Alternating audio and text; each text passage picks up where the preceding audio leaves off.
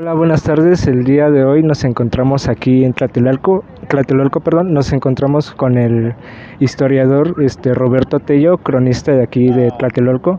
Y el día de hoy veníamos a hacerle una serie de preguntas, ya que como ustedes saben, nos gusta compartir muchos temas que lamentablemente de una u otra forma están tratando de ser ocultados o no quieren que salgan a la luz, o simplemente nos vienen contando la historia a su manera, ¿no? Manipulada de alguna manera. De una forma manipularnos a nosotros como humanos. Y pues bueno, el día de hoy vamos a realizar una serie de preguntas o que nos gustaría compartir algo sobre el 2 de octubre, lo que realmente pasó aquí en Tlatelolco. Bueno, lo primero que hay que aclarar para poder recibir la verdad es algunas mentiras, para de esa manera lograr el objetivo, porque a veces las mentiras nos tienen tan distorsionada la percepción que nos es difícil ver la verdad. La mentira más evidente es, sobre todo ya estando aquí en Tlatelolco, es aquello de que el ejército pasaba por aquí y de repente un francotirador les disparó y ellos se acercaron a ver quién les había disparado. Eso es un insulto a la inteligencia, porque si se fijan bien estando aquí, la distancia de cualquier departamento del edificio a donde pasa o podía pasar el ejército, pues es gigantesca y ni siquiera está a tiro. Y además pensar que los soldados iban a ir desde allá hasta acá porque alguien les había dado un disparo, pues es es infantil, ¿no? No, lo que pasa es que como esa versión hace parecer como que el ejército pasó junto al edificio, pues la gente se confunde. Entonces, pero ya viendo el escenario, pues es imposible esa escena. Otra mentira que también es muy importante aclararla para poder romper la irracionalidad del asunto, es aquello de que un helicóptero lanzó una bengala, lo cual es materialmente y físicamente imposible, porque las aspas impedirían el paso de la bengala y además es peligrosísimo para el propio helicóptero. En fin, en el mundo real no hubo ninguna bengala desde un helicóptero, lo que hubo fue una bengala desde el puesto de mando, y el puesto de mando estaba detrás de la iglesia y estaba a cargo del general José Hernández Toledo. Entonces la propia verdad pues desenmascara esas mentiras absurdas que a veces hasta los niños identifican como mentiras. Nada más que los adultos a veces somos más cerraditos que los niños. Sí. De alguna manera se nos ha hecho entender que aquí en Tlatelolco sucedió lo de la matanza de los estudiantes. ¿Podría hablarnos un poco sobre eso? Claro. Lo que pasa es que en el mundo de la realidad esto fue planeado e instrumentado técnicamente por expertos en crímenes sociales, expertos en engañar a los pueblos. Entonces, con esa capacidad y la más alta tecnología, pues el plan pretendía, en primer lugar, engañar. Es decir, lo primero que había que dejar en la mente, supuestamente general, era que aquí hubo una matanza de estudiantes. Claro que lo planteaban de esta manera. Decía Díaz Ordaz, aquí hubo 34 muertos entre estudiantes y soldados, debido a la impericia de los estudiantes en el uso de las armas, por lo cual terminaron matando a sus propios compañeros. Es una versión ridícula, es una versión absurda, sin embargo, esa fue la versión del gobierno y no hay para atrás. En el mundo de la realidad, nada de eso existió. Sí, porque era tonto. Los estudiantes, ¿para qué demonios querían matar soldados? Sí, no tiene sentido. O sea, si hubiera una guerra, pues se entiende que hay enfrentamientos y hay muertos. Pero venir a matar soldados es una tontería, ¿no? Pero bueno, al margen de eso, y en el mundo de la realidad, el 2 de octubre no hubo un crimen. Eso es absolutamente falso. El 2 de octubre de 1968 hubo 3 crímenes, perfectamente compartimentados. Fíjense cómo fue diseñado para que los propios protagonistas no pudieran finalmente unir las visiones, las percepciones y poder hacer una reconstrucción de los hechos. El ejército no supo lo que hizo Gobernación, el ejército y Gobernación no supo lo que hizo la Policía Judicial Federal, y cada quien cometió un crimen. Esos 3 crímenes fueron un genocidio por el cual estuvo preso toda su vida Luis Echeverría Álvarez, y que se cometió junto al Chihuahua, en el extremo de la plaza. Ahí mataron con bayoneta 500 indígenas. Ese es el genocidio por el cual estuvo preso toda su vida Luis Echeverría Álvarez. Ese genocidio, que duró 1 hora 20 minutos, fue, digamos, potencialmente observado por la gente del bloque del extremo del Chihuahua, del extremo norte. Eso significa 800 habitantes de Tlatelolco que mataron y desaparecieron por ser testigos del genocidio. Y un tercer crimen, que es un tercer crimen muy difícil de explicar, me refiero porque a veces se lesionan sentimientos, pero ni modo, la verdad es la verdad. El 2 de octubre de 1968, Díaz Ordaz dio una orden estricta de que no se matara a un solo estudiante. Había que entregarlos al Ministerio Público vivos y ya después pues juzgarlos y hacer lo conveniente. El caso es que en el mundo de la realidad se llevaron 2.600 estudiantes prisioneros vivos, ¿sí? Y con orden de entregarlos al Ministerio Público vivos, pero en el camino de aquí al Ministerio Público, de 2.600 estudiantes, 400 se hicieron humo. Es decir, entregaron solo 2.200. Entonces, haciendo un recuento total, se trató de 3 crímenes diferentes: 500 indígenas víctimas de un genocidio, 800 habitantes de Tlatelolco víctimas de su supuesta testimonio posible sobre el genocidio, y 400 estudiantes por un lamentable error. De ese tamaño el asunto, porque eso nunca se le comentó a Díaz Ordaz. Es decir, que Echeverría todavía pretendió ocultárselo, y ¿qué creen? Lo logró. Simplemente no se le dijo absolutamente nada, y Díaz Ordaz creyó que su orden se había cumplido. Pero su orden no obedecía a una empatía con los estudiantes, sino a su concepto de lo que es un crimen perfecto. Claro. Sí, no, suena creíble todo eso, ya que algo que también no han querido sacar a la luz, o que me tocó ver en un video, igual no sé si nos puede aclarar, que este movimiento llevó llevándose a cabo desde mucho antes del 2 de octubre, me parece que a principios de junio. Incluso los medios trataban de destruir la propaganda de una u otra forma que hacían los estudiantes, e incluso fueron a pueblos, o sea, salieron a los pueblos a pedir ayuda a los estudiantes de lo que estaba pasando aquí. Y algo que yo tengo entendido fue que pues hubieron muchas marchas que se fueron uniendo, tanto estudiantes de la UNAM como del Instituto Politécnico Nacional, y como mencionaba, muchos pueblos vinieron a apoyarlos, y entonces es donde yo me da curiosidad de eso que usted menciona, que aquí hubo un genocidio de indígenas, y puede ser cierto, porque como mencionaba, o sea, no solo fueron personas de aquí de la Ciudad de México que vinieron a apoyar este movimiento, estas ¿cómo se dice? Marchas, sino que fueron mucha gente de diferentes estados de la República los que vinieron a apoyar, ya el mero 2 de octubre fue cuando pues ya venía toda la gente aquí, se reunió, y fue cuando pues pasó lo que pasó. Sí, lo que pasa es que no es que haya habido un movimiento con una continuidad. Lo que pasa es que en México el movimiento estudiantil era permanente. Acuérdense que en 66 tomó el ejército, el mismo que tuvo a cargo de aquí, el 2 de octubre de 68, fue el mismo que tomó la Universidad de Michoacán, la Universidad de Morelia, ¿sí? El Colegio San Nicolás. Y metieron presos, entre ellos a un dirigente que era muy importante en ese momento de la Central Nacional de Estudiantes Democráticos, que era Rafael Aguilar Talamantes, quien estuvo desde entonces 8 años preso en Michoacán.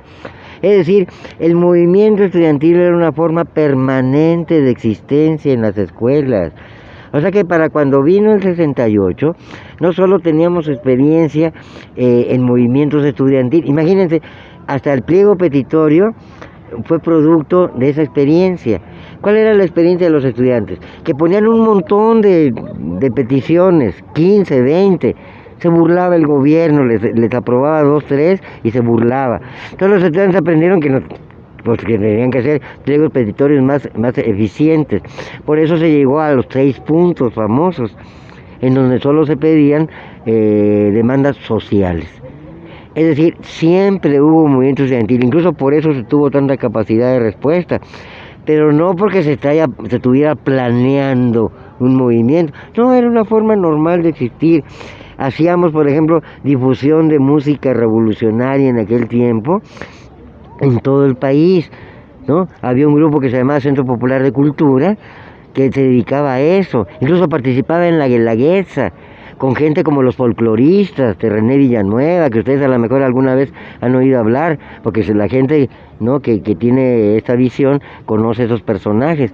René Villanueva fue el que tomó aquí el Teatro Ferrocarrilero en plenas Olimpiadas Culturales, porque iba a venir el coro de la naval norteamericana, imagínense. Entonces decían, esto es una mentada.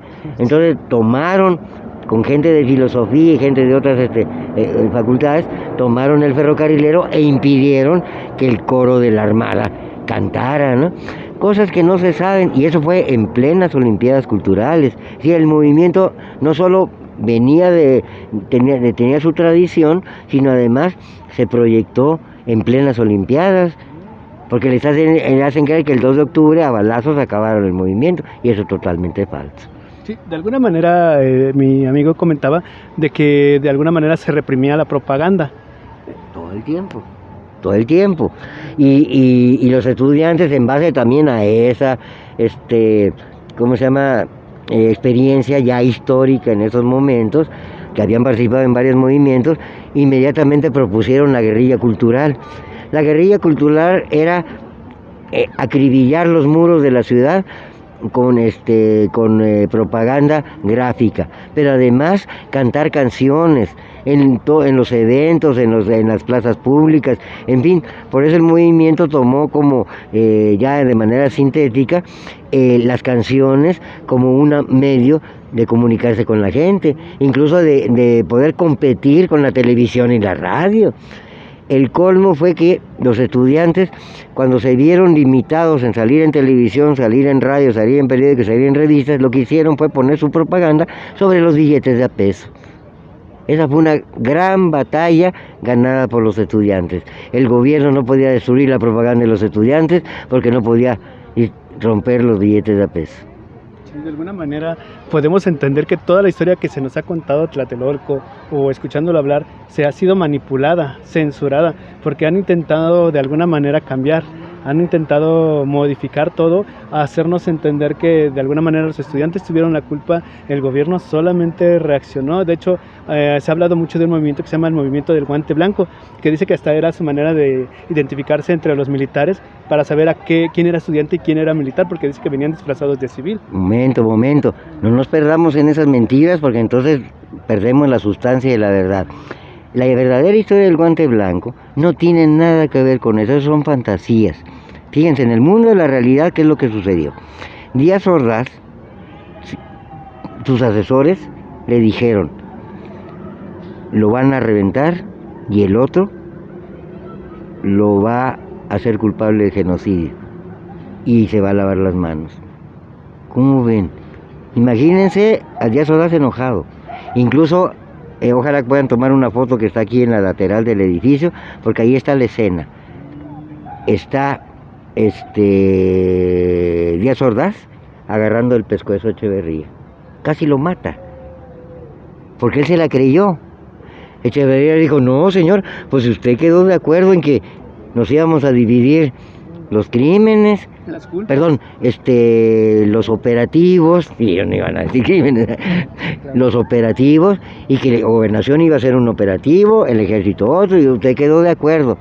Y entonces Díaz Ordaz, pasando por encima de ese acuerdo, les dijo, las cosas se van a hacer como yo diga y punto. o no se hace nada. Y entonces le dijo a Echeverría, tú vas a proporcionar un grupo de agentes de gobernación, les vamos a dar un entrenamiento especial y ellos van a salir a coordinarse con el ejército para hacerse cómplices del genocidio, ¿sí? Okay. O sea que ahora tú vas a ser también culpable. O sea, yo no voy a mancharme las manos de sangre solo, aquí nos manchamos las manos de sangre todos. ¿Qué necesitaban los agentes de gobernación que tenían que salir del edificio para identificarse con el ejército? El guante blanco. Esa es la verdadera historia del guante blanco. Y como el guante blanco se dio a conocer en videos, resulta que fue la evidencia para que Echeverría estuviera preso. Fíjense, se cuidaron todas las evidencias, menos esa. Fue muy detallado todo lo que se planeó, de alguna manera detallado, como que fue tan estructurado, tan planeado para sacar una verdad y disfrazar otra. De alguna manera culpar, buscar un culpable. Perfecto. Y con toda la estrategia para en el futuro ir reventando las verdades, incluyendo esta estela. Fíjense cómo arriba dice puntos suspensivos adelante. ¿Qué significa eso? La injerencia, la infiltración de los echeverristas. Es una burla. ¿Qué significa eso? La consigna de campaña de Echeverría. Acuérdense que él decía, ni derecha ni izquierda, sino arriba y adelante. Fíjense la burla, está ahí, puntos suspensivos adelante. ¿Qué les parece? En el comité del 68 había infiltrados de Echeverría. Muy interesante. De hecho, en una de las propagandas que yo veía, no solo infiltrados en el poder, no solo gente del poder estuvo infiltrada, sino incluso el gobierno norteamericano de una u otra forma tuvo que ver con esto. De hecho, yo en mi opinión, en mi punto de vista también tengo teorías sobre cómo el ejército norteamericano o el gobierno norteamericano ha estado incluso infiltrado en lo que pasó en la revolución de 1910, o sea, de una u otra forma ellos vinieron como siempre ha estado manipulado por ellos. Ajá, son los que más venden armas a los países y entonces son los que dan armas en esos tipos de batallas, pues precisamente para masacrar. Y algo que veía en una de las propagandas es como se ve el rumor de que la CIA estuvo infiltrada en estos. Que ya pasó más allá del rumor, ahí está, Claro. ¿no? Y hay certeza. Hay evidencias, ¿no? Claro que pues no las va a usar el gobierno. Acuérdense que todo ese manejo de los archivos es todo turbio. Y los mismos que se han quejado son los propios miembros de las comisiones de la verdad. Ni en relación al 68, ni en relación a la famosa guerra que le llaman sucia, ni en relación a Ayotzinapa. Todo es turbio, ¿no? Pero si se fijan bien, se van concatenando las cosas. ¿Por qué apareció lo que llaman guerra sucia, que yo le llamo guerra limpia? ¿Por qué apareció? Pues una insurrección popular, posterior al 2 de octubre, obvio. Qué casualidad que en ella participaban víctimas del 2 de octubre. Claro. Y luego Ayotzinapa. ¿A dónde venían los muchachos de Ayotzinapa? Ahí. Eran nietos de la gente que mataron ahí. Del genocidio. Pues más claro. ¿Y qué fue Ayotzinapa entonces? Un genocidio, porque eran indígenas. Ahora entienden por qué el susodicho los mandó matar. Sí. Bueno, de alguna manera me gustaría que usted explicara un poquito la palabra genocidio para la gente que nos llega a escuchar y que no conoce ese concepto. Sí, es muy importante aclarar ese asunto, porque luego nos vamos con la finta. Hay gente que incluso pretende sacar el nombre de genocidio por lógica. No. Esas cosas no obedecen a ninguna lógica. Hay una Corte Internacional de la Haya que tipifica con toda precisión lo que es el genocidio. Y su referencia es Hitler y los judíos. Por lo tanto, en lo más destacado de la descripción es una declaración de guerra de exterminio contra un pueblo y su cultura, o un crimen como parte de toda una serie de crímenes de exterminio contra un pueblo y su cultura, judíos, en este caso, pueblos indígenas. Sí, la idea era exterminar el pueblo indígena, básicamente. Por eso se denomina genocidio. están exterminando toda la cultura, todo lo que los representa a ellos, de alguna Y manera. físicamente también. Claro, sí, ¿no? De hecho, pues como usted menciona, todo lo del pasado tiene mucho que ver con todo lo que está pasando y todo lo que está por venir, porque incluso igual ahorita que hablan del genocidio, pues me recuerda todo lo que está pasando ahorita en Palestina y esos países. Están acabando con culturas, pues ya ancestrales, no sé cómo decirlo. Son guerras genocidas. Exacto. Las guerras de hoy ya no son como las de antes. Ahora son guerras genocidas, guerras de exterminio. Es decir, no son guerras de buenos contra malos, son guerras de malos contra peores. Y el objetivo de ambos es exterminarse. Y es explícito, ¿sí? Los que se dicen israelíes pretenden exterminar a los palestinos. Y los palestinos pretenden exterminar a los israelíes. Uno contra otro. Es decir, ¿quién tiene la razón? Pues la historia es lo que finalmente es lo que va a decidir. Pero en términos morales, pues es imposible dar una decisión, porque son guerras que ya no tienen que ver con ninguna moral.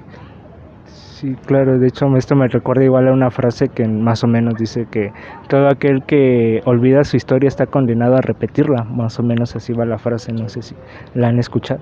Pues la cuestión en ese caso es que como la gente más importante en relación a esta historia, o sea, los protagonistas principales, no podían olvidar su historia, ellos son los que están vanguardizando el futuro.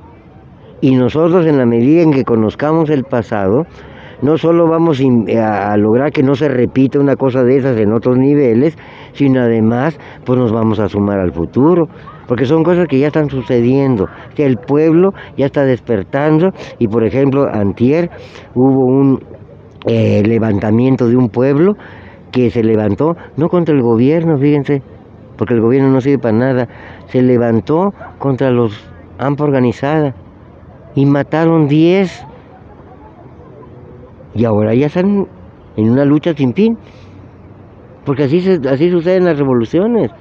Aquí por un lado, por allá por otro lado, Sí, en fin. de hecho, de alguna manera, retomando la frase que se decía, un pueblo que olvida su historia está condenado a repetirla, se basa en que muchas veces a nosotros mismos no nos gusta investigar, nos gusta quedarnos con lo que nos dice, nada más se nos da a entender una historia y con eso nos quedamos, pero no vamos qué hay más allá atrás, no investigamos, no nos gusta ir descubriendo todo lo que se ha llevado a cabo, todos los acontecimientos. Se nos da una historia y se nos dice esto es verde y siempre nos quedamos con que es verde, pero no podemos ver por qué fue verde, qué fue lo que fue pasando, qué fue sucediendo. De alguna manera no tenemos la cultura de la investigación, y la poca gente que tiene esa cultura de investigar o dar un cierto tema de alguna manera diferente, se busca siempre la manera de censurarse, de hacerla pasar por loca o por mentirosa, porque es lo que mucha gente se enfrenta hoy en día. Mira, aquí ha sido el pan de cada día, porque no ha pasado el tiempo y uno diría, bueno, se va olvidando. ¿Qué va a hacer? El gobierno nunca olvida y sigue temiendo. Y como la cosa se va desarrollando y ellos saben que se va desarrollando, aunque uno no lo sepa, pero sientes la presión, ¿no? Te vienen a llegar gente más violenta, gente que defiende la mentira como que fuera algo a defenderse. Sí, porque pues si tú ves que alguien está diciendo mentiras por ahí, pues te vas y punto, no le pones mente. Pero gente que ya se aferra a querer andar con la espada de Damocles queriendo defender su mentira, pues es sospechoso, ¿no? Es que de alguna manera a los que creemos que tenemos la verdad absoluta y venga otra persona y nos cuestione lo que creemos, eso pues como que nos hace enojar y nos prende, porque le digo, no tenemos ese hábito de buscar, de investigar. Entonces nos quedamos tan aferrados con lo que creemos que cuando viene alguien y te intenta mover a tu creencia, pues te ofendes y te enojas porque dices que cómo es posible si yo siempre lo he creído así. Mira, y lo mismo sucede cuando conoces la verdad. Cuando conoces la verdad, ni frío ni calor, ¿verdad? Exacto. Nada más los oyes como oír llover y punto. Sí, porque ni modo que te cuestiones tú mismo en algo que te costó tanto tiempo descubrir, ¿verdad? Pero bueno, ahí está el problema precisamente de lo que es la verdad, ¿no? Claro. Y eso es el gran problema que tenemos ahorita, porque la verdad, a final de cuentas, va a irrumpir, está irrumpiendo. Los mismos pueblos indígenas hablan de que estamos en tiempos de verdad. Y tiempos de verdad es que se sepa todo esto. Claro. Y fíjense cómo también se saben otras cosas, las payasadas entre los políticos. Eso es tiempo de verdad. Ellos mismos se están exhibiendo, ¿sí? Estamos en tiempos de verdad. La cuestión es que los tiempos de verdad preceden a tiempos de justicia. Y ahí es donde viene lo cañón. Esa es la próxima etapa, los tiempos de justicia. Sí, de hecho igual hemos comentado que ya están viniendo bastantes cosas para el 2024 y algo de eso es que los pueblos despierten de todo lo que nos han venido estando ocultando de una u otra forma. Más que despierten, que se manifiesten, porque despiertos ya están. Exacto. La cuestión es que se van a manifestar y no se van a manifestar como nosotros creemos. Los priistas de ayer y de hoy abrieron la puerta del infierno y se les va a aparecer el diablo. Sí, como de una u otra forma ya tienen miedo por todo lo que se viene, ellos también, de una saben lo que hicieron. Ellos saben mejor que nosotros lo que viene. Exacto, más que nadie, Ah, ellos no tenemos saben. poca lo que información, ellos lo saben perfectamente. viene. Claro, Porque ellos van a ser las víctimas. exacto. Y viene tienen la hora todas del las juicio. formas de informarse. Exacto. ¿Sí? Y bueno, ya para ir cerrando un poco Sí. de esta entrevista, me gustaría que nos compartiera un poco sobre la frase que está en el muro aquí de la plaza de Tlatelolco, el pensamiento. Bueno, miren, primero hay que ubicar de quién se trata. Doña Rosario Castellanos, la mujer más brillante del siglo pasado. Era tan brillante que los priistas la usaban como adorno, ¿sí? Es decir, el adorno de su inteligencia. Por lo tanto, le invitaban a sus eventos. Ese banquete al que se refieren ahí es uno de esos eventos. Ese banquete se celebró el 2 de octubre de 1968 en la noche.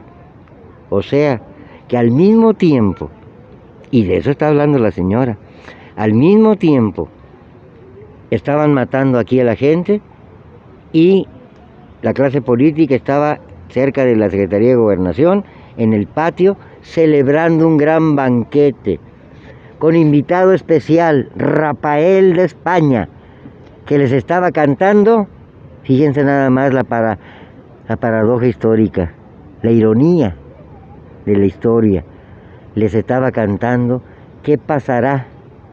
¿Qué misterio traerá?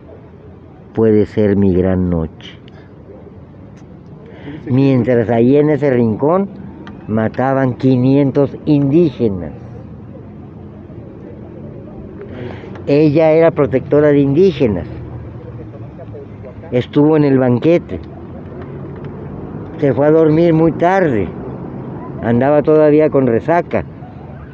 Pues a las 5 de la mañana fueron indígenas a tocarle a su puerta, porque ella era protectora de indígenas, y le tocaron en la puerta y le decían, señora, nos los mataron.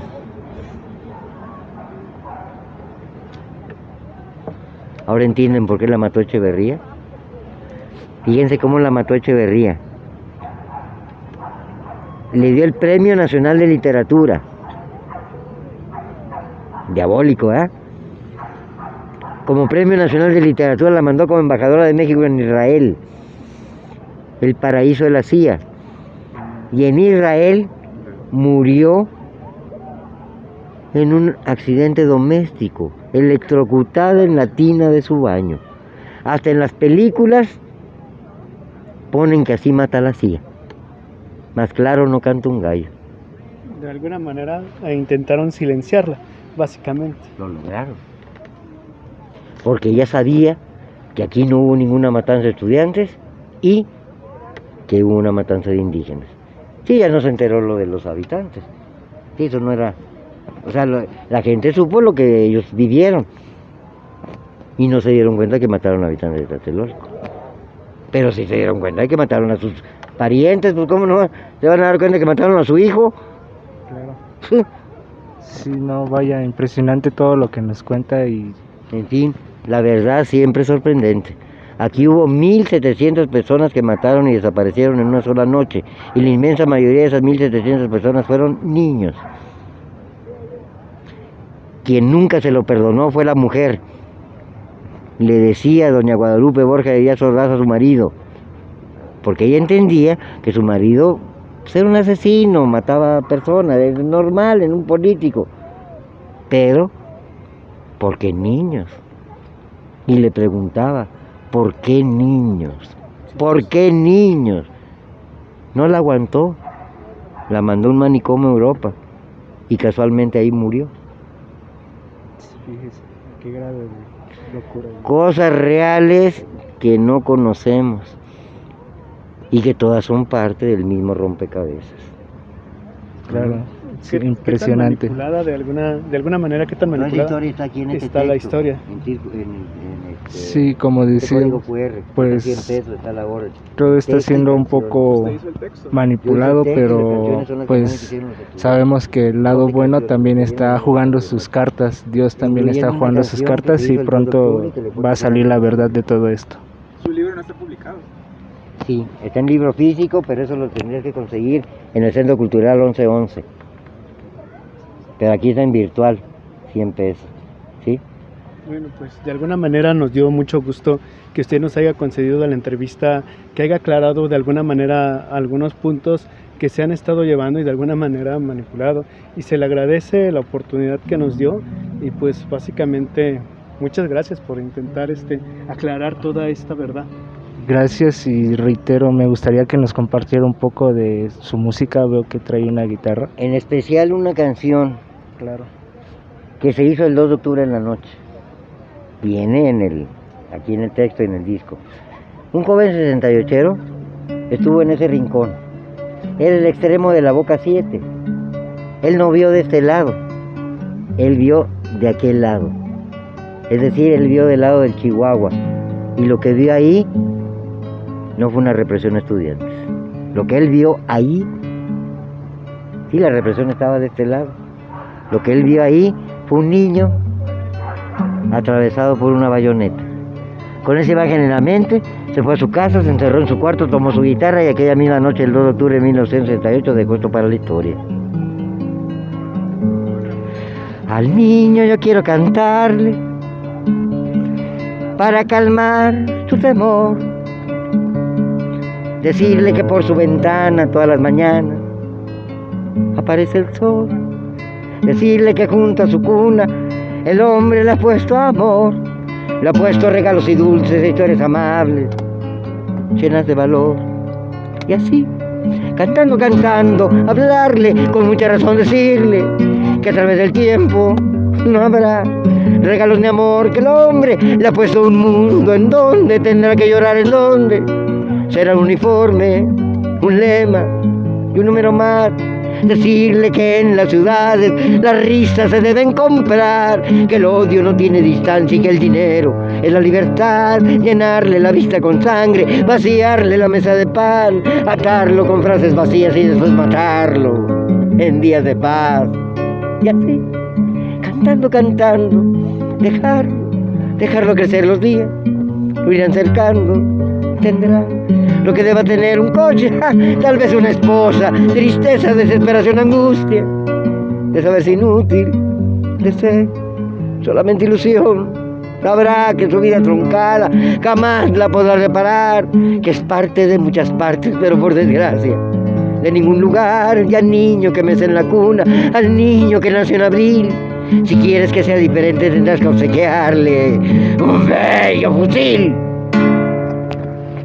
Bueno, muchísimas gracias. Nos dio mucho gusto y muy impresionante la canción. ¿Algo que quiera agregar ya para finalizar? Pues solamente que se den una vuelta por la plaza de las Tres Culturas en Tlatelolco para conocer al cronista de Tlatelolco y acercarse a esta historia tan oculta. Okay, muchísimas gracias.